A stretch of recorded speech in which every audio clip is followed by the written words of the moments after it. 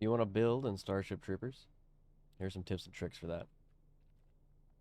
The first thing is a smaller base like this that's more condensed is going to be better than a bigger base. The main reason is that you're condensing all of the aspects into a more value-centered, smaller area. Also, you're going to have more of your troopers in a shorter area to traverse. So if there is a breach on one side or the other, it takes them less time to get there, take care of the threat, and rebuild. In regards to when you're first starting off with the build, have a plan. So come at it by, getting up somewhere higher or something like that, or just have experience. And, it's good to declare yourself as a builder and see if there's anybody else that wants to build with you.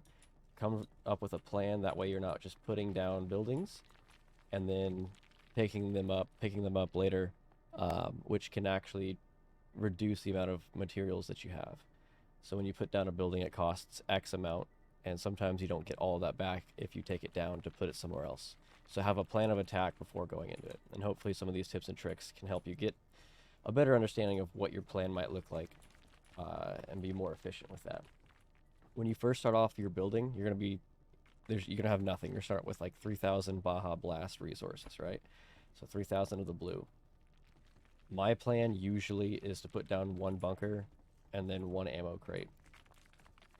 If I know kind of where I'm going to be doing this at, I like to put my ammo crate near the entrance to the bunker and then let that be known to the crew. So if someone's ever asking, hey, where's some ammo that I can get, and they need it for their special resource or whatever, and they can't just have somebody else put down their regular ammo utility thing, I always say, hey, look for the bunker. It's going to be just outside the entrance. With that as well, I like to put it under here.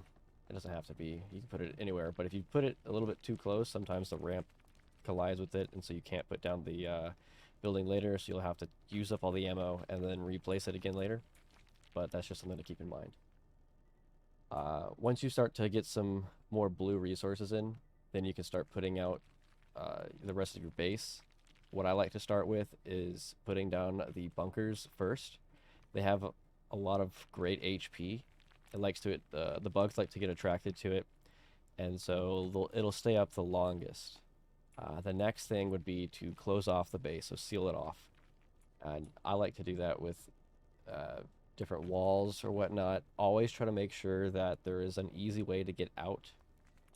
If you do just normal walls, like you see in the corner here, if you were to do normal walls all in the center, yeah, if somebody were to fall in the middle, they would be trapped and they couldn't get out. With a new 3.0 update or 0.3 update, you can no longer build in the middle. It's only on the perimeter for most of the walls. Only some things can be built in the middle.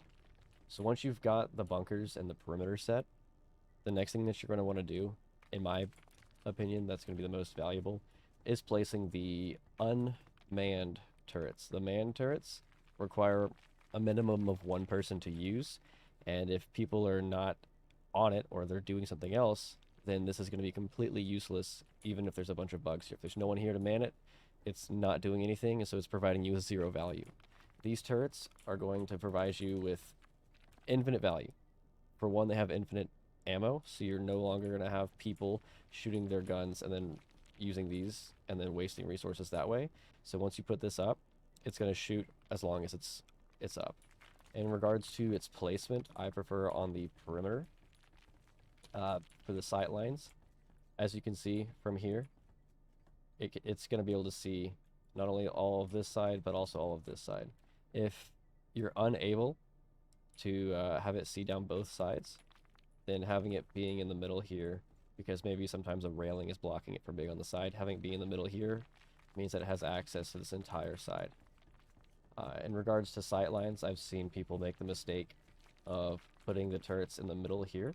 However, as soon as the bugs get too close, you can't even like the bigger bugs won't even be shot at from that tower. So make sure that your turrets have good sight lines and are on the perimeter.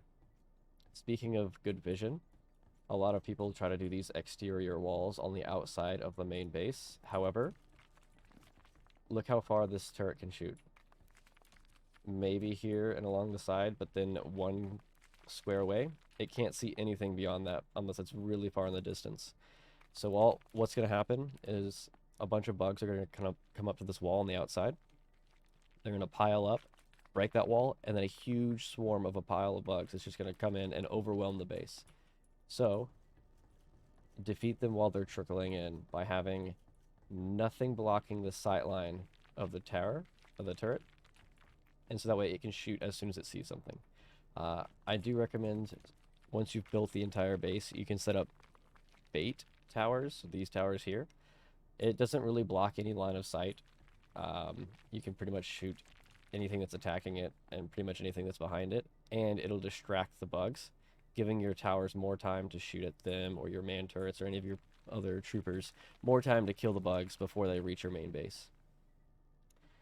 After putting up the unmanned turrets, preferably in the perimeter for, again, more visibility, so allowing them to shoot bugs that are attacking your base from as many angles as possible, I like to put up the electric fences. Some people will say, oh no, put up the twin MGs first. However, again, I'm thinking about it in regards to what's going to provide my team with the most value, and also going to reduce the amount of people needed to maintain it. And this electric fence will operate as long as it's up. The MG will only operate if somebody is on it. So if people are away from this side and there's nobody here, this will do something, this won't, right? So in regards to the electric fences, I see a lot of people make the mistake of putting them around. Let's just say that this is the arc, right? They put them around the arc, and they think that that's the best strat. They think it's awesome, it's OP. However, get this. Let's say you have a battle, right? A match where you're fighting, this wall keeps going down or whatever, and you know, you're having a big battle with the bugs. Well, maybe this wall doesn't go down. And so what did this electric fence do the entire time? It provided you with 0 value. It didn't stun any bugs. It didn't even see a bug. It didn't do anything. So you just spent 4,000 blue ore on a fence that didn't do anything the entire raid, the entire time. However, this fence up here is on the perimeter. As soon as a bug comes within range, it's going to stun it, preventing it from moving, giving your turret that a little bit of extra time to take it out, or your troopers or whatnot. So this fence, even though it probably will go down because it has very low HP, it will actually do something during that last final horde where you're getting the arc data. The cool thing about this setup, I like to put bunkers next to electric fences whenever possible. I like to put towers at the perimeter of bunkers whenever possible, because from the safety of the bunker when you're inside, which hardly anything can attack you unless you're up along the edge and then a bug can hit you from the outside, you're pretty safe in this bunker.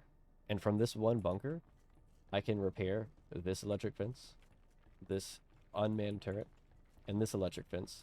And you can even reach out and sometimes, I don't know about this one, but you can definitely heal the small walls if they are damaged, all from the safety of this bunker. And then if nothing is needing repair, you can switch to your firearm and help clear out bugs before they even get to you. So that's one huge benefit of having high value items near bunkers, is being able to repair them from the safety of that bunker. After, I keep looking over here because I wrote some notes down. After putting up the electric fence, I've then set up the MG turrets. Now, there's a couple trade-offs and things to keep in mind. One is, if you put an MG turret facing this way, even if I, turn around this way and I get off, you're going to get off in the direction that it was originally placed. So even if you got to make sure, like, if you're here and you place the turret backwards like this, when you get out of it, it's going to drop you off the side of the wall. So just be very vigilant and aware of how you're placing these down. This specific turret is going to have decent sight lines on both the right and the left side. However, if these small walls are broken, it's not going to be able to see the bugs. It's just going to hit the bunker. You won't even be able to really hit bugs that are on this small wall. However, if you place the MG closer towards the side, the perimeter, you'll be able to take out bugs that are all along right there. Now, unfortunately, it doesn't have the best downward angle. So if anything is close to you like this, you're going to have to get off and shoot shoot the bugs that are underneath you. In regards to placing the half walls, when these go down, unfortunately, most of the time, they just disappear. So you'll have to replace them, which is pretty hectic during the horde wave when the Ark is gathering data. However, until then, they are extremely good at stopping bugs from attacking your main base. And so it just gives you that little bit of extra time to take care of the threat before it reaches more of your high value parts of your base. So as it comes up, it'll start attacking this, maybe get stunned a couple extra times. All meanwhile, your turrets are doing damage to them. I know you won't be able to make a base that looks just like this. Now, obviously, you won't want to copy this. I built some things like this to show like you don't want the electric fences in the middle. You don't want this perimeter wall because of sightlines. You don't want a tower like this in the middle. I built this side to be more of what you want it to look like. In regards to placing the half walls, if you don't have enough to recover like the entire wall, I would prefer, and most of the times I do this, is I put these half walls along the entire outside perimeter. Because most of the time you won't be able to actually put a half wall because this will be up against a wall, or maybe this electric fence is up on the perimeter, and so then you won't be able to put a half wall in front of it, and so then you can put those half walls that would have gone in front of it in front of other electric fences or other bunkers along the perimeter. These are great as just for like a distraction.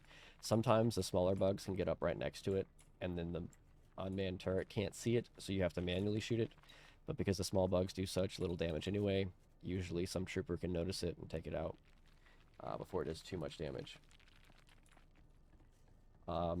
Also, if you are going to make a bunch of electric fences around the Ark, one of the bad sides behind that is you're going to have to make these towers in order to get out. I do like the towers anyway as the last line of defense, again, because as it takes away the wall around the Ark, it's then going to be distracted by this tower sometimes. And every second that you can delay them from attacking the Ark, the easier it is to survive. One more thing I wanted to show in terms of the manned turrets is don't put them in the bunker.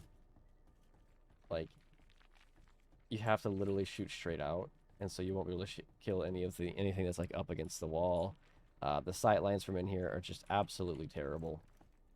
Like, I'm gonna shoot down, and it's I can't even shoot out straight because that small wall there, but also just the bunker from the inside.